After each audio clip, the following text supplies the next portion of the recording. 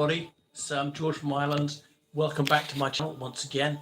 So this time I'm commenting on how the Kerch Strait Bridge was destroyed at 6 a.m. local time today, it being the 8th day in October in the year of grace, some 2020. It was almost certain Ukrainian forces who destroyed it. They've not actually officially claimed responsibility for this highly successful strike. So I've been saying for months that they should do this, and so finally they've done it. And that's another question: is why? Why did they wait so long? Why now? Timing is often significant. So in case you're not familiar with the geography of the region, the Crimean Peninsula, it comes off Ukraine. It's obviously Ukrainian sovereign soil. And there's a Sea of Azov to the east of it, which is really an inlet of the Black Sea. And there's a peninsula off the peninsula, the Crimean Peninsula. The Crimean Peninsula is roughly diamond shaped, and on this side of it, pointing towards Russia, the eastern corner of it is very close to the Kerch Peninsula, which comes off Russia. So a bridge of roughly 30 kilometers was constructed. A road bridge, one lane either direction, as well as a rail bridge, was completed in 2018 at the cost of over $2 billion, surprisingly cheap considering. And the Russian Federation was enormously proud that that they managed to do this and build it. Yeah, funny how the bridge has actually fallen into the water, and Russia's claiming that it's functioning already.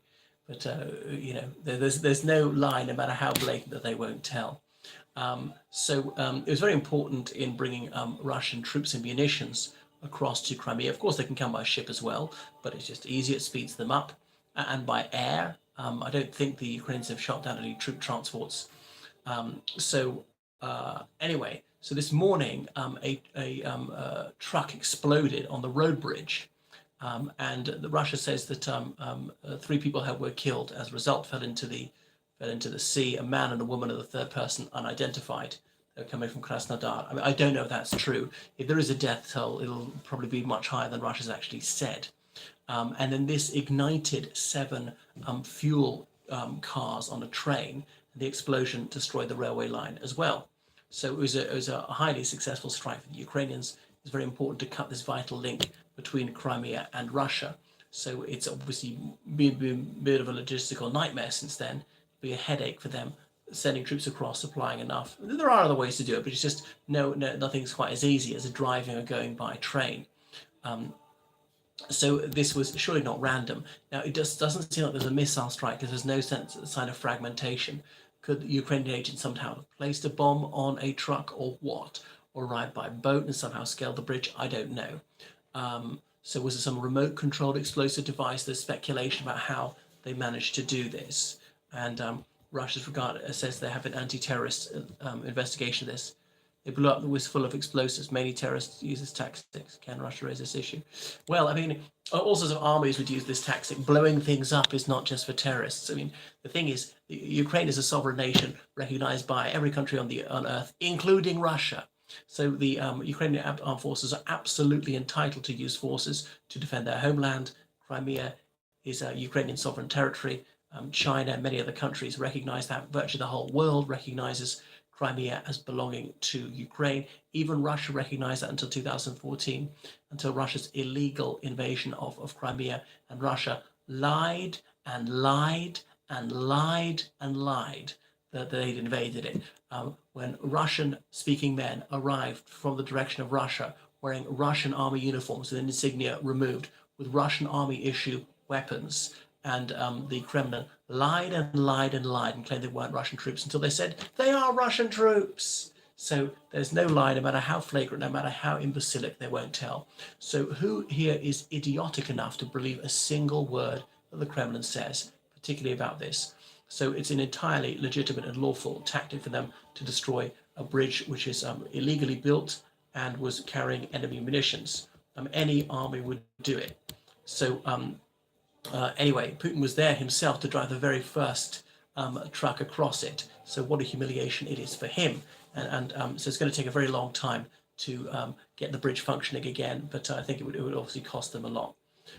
Anyway, so they're saying Ukrainian vandals. No, they're Ukrainian soldiers carrying out a military operation and claim this is terrorism, which it most certainly is not. There's obviously the Ukrainian army is entitled to use force to defend their homeland. They're fighting on Ukrainian territory, and obviously they're absolutely entitled to take the war into Russian territory and so on. Okay, so will Russia declare nuclear war? Possibly. We've been talking about this for a long time, actually. But I mean, Russia has illegally claimed Zaporizhia, Kherson, Donetsk, and Luhansk districts. Just this week, they illegally claimed Crimea 8 years ago. So therefore, Ukraine say, well, in for a penny, in for a pound. There's no reason why we shouldn't fight in Crimea. And they've obviously launched some strikes in Crimea over the past few months, as they're absolutely entitled to. It's their land anyway. And Russia's saying we use all possible means to defend our homeland, darkly implying nuclear weapons. And indeed, several prominent Russian figures, the president of Chechnya, Ramzan Kadyrov, has publicly said they ought to use nuclear weapons.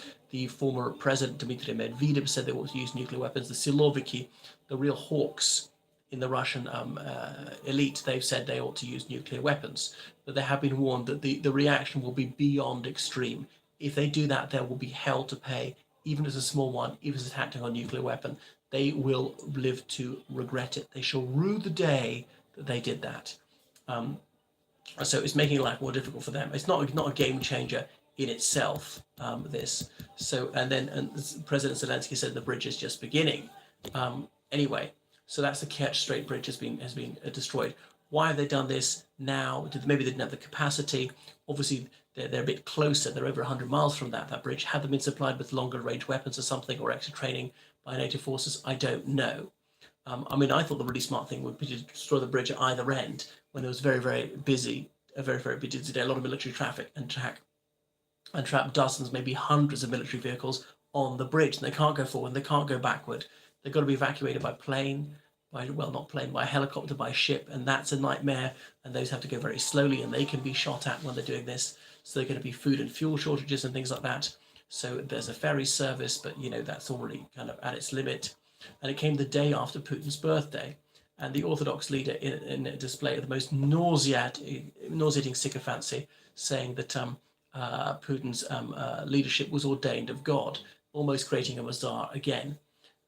Anyway, but what a slap in the face it was for Putin for the Nobel Prize Committee to rightly award the Nobel Peace Prize to Ukrainian, Russian, and Belarusian human rights defenders, those who speak out against Putin's tyranny.